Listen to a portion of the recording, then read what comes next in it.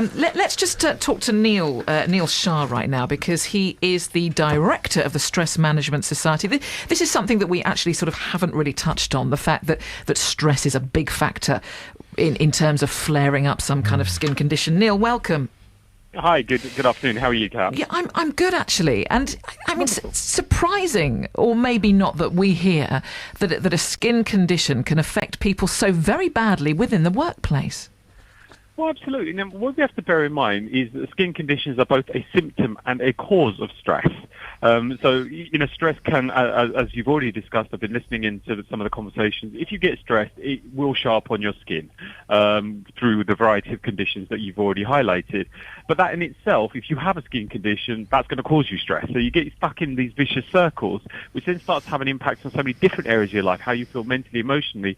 You may not want to exercise, as the gentleman that was speaking before, maybe not wanting to go for a swim or be seen in public, so we tend to become much more reclusive.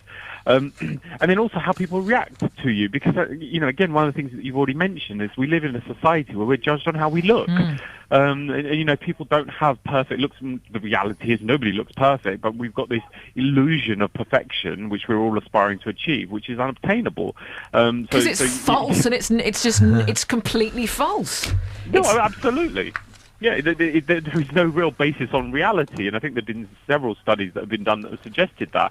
So we're trying to attain something that's unachievable, and the further people are away from that, this norm, this vision of normality that we have, the more we're likely to persecute them. And it's sad, and it's a shame, but there's been studies that have been done that people who are overweight or obese or have skin conditions are less likely to be offered jobs, are less likely to progress in their careers, will be passed up for promotion, which is absolutely terrible. But I think there was something I read several years ago that the better looking you are, the more likely. Well, again, when we're comparing it to this normal vision of good looks, the more likely you are to be offered sort of promotion opportunities and progress up the career ladder.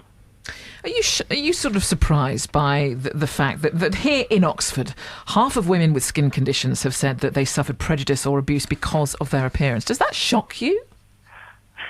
I wish I could say yes, but sadly, no, it doesn't shock me, because through the work that we do a lot of work with large corporate organisations, helping them to understand the cause of the workplace stress. And bullying often comes up, and we dig deeper through focus groups or interviewing key personnel within an organisation to find out what's behind bullying. These are the kind of conditions, the kind of things that often do come up. It's not just necessarily looks. It could be economic status. There's a variety of different reasons for bullying, but sadly, someone's looks do come into it.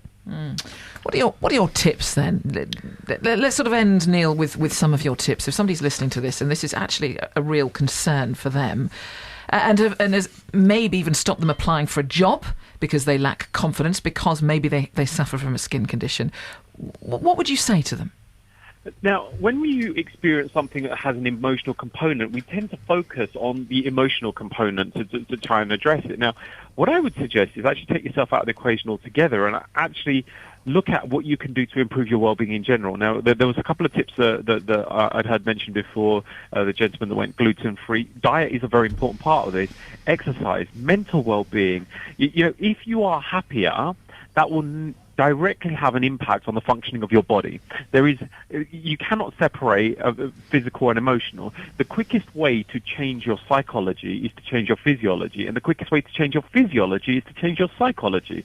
So if you have a skin condition, look at what you can do to improve the quality of your life and your happiness, and what are you doing to make yourself happy, because you'll find that the happier you are and the better place you are, the better your overall well-being, automatically that's going to start to improve how you look.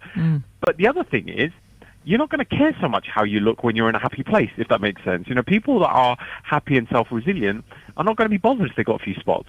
Absolutely. They have that level of security.